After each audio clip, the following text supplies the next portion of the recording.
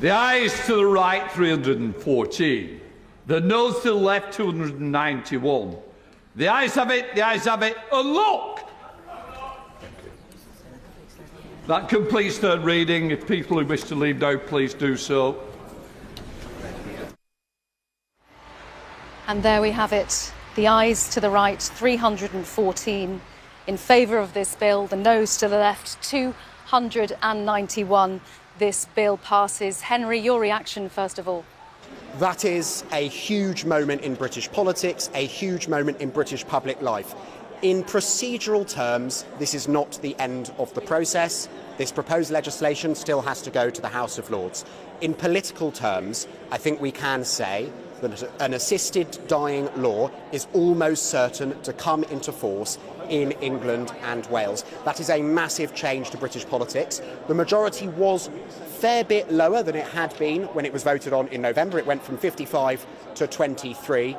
But it's not the majority that's going to be remembered. It is the fact of the result. And the result is that an assisted dying law is almost certain to come into force in England and Wales in the coming years.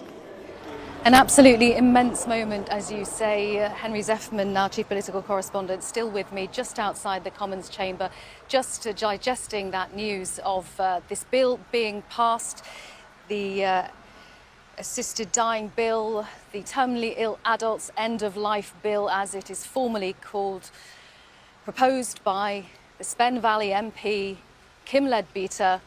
It's taken its long journey, it's gone through many stages, a committee stage being scrutinised and a report stage, and some amendments voted on, many more not debated, not implemented, but it will, Henry, you're still with us, go to the Lords. What exactly happens there? Is this more peripheral changes rather than anything substantial?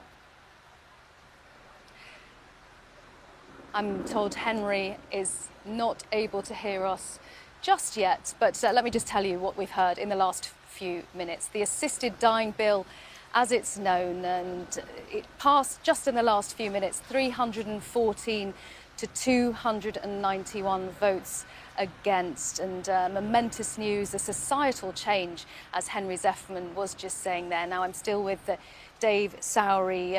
Dave, we were speaking a little while ago about your experience taking your wife to Dignitas. We've just heard the result. The vote has passed. The bill will become law. Your reaction? Relief, I think, is the main thing.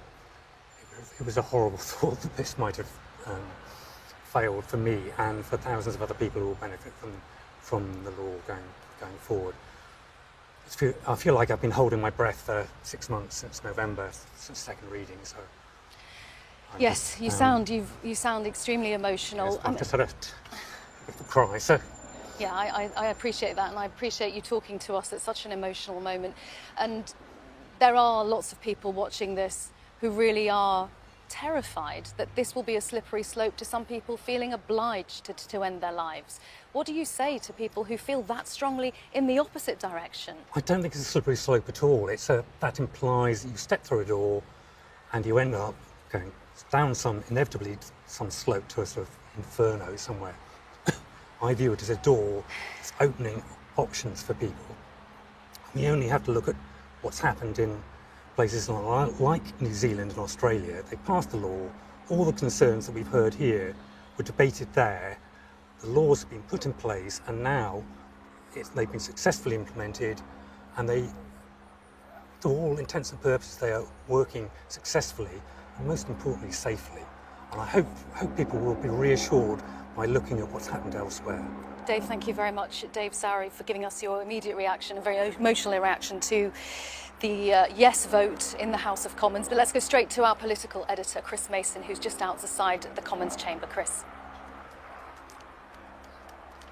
The Houses of Parliament, as MPs file out here, having taken part in a profound moment in the social history of England and Wales. Yes, this is not yet the law of the land, but it's overcome its single biggest hurdle in becoming so as it heads to the House of Lords, and we can say that it is likely, very likely, that this assisted dying will become the law of the land in England and Wales in the coming years, with the prospect that therefore assisted deaths could happen within 3, 4 or 5 years' time. I'm looking momentarily distracted as I watch MPs filing out, because in the next few minutes we'll attempt to hear reaction from both sides of the argument, and in particular hear from Kim Leadbeater, the MP for Spen Valley in West Yorkshire, whose private member's bill, to use the parliamentary terminology, this piece of legislation is. So it wasn't proposed by the government, although it had the tacit support of many within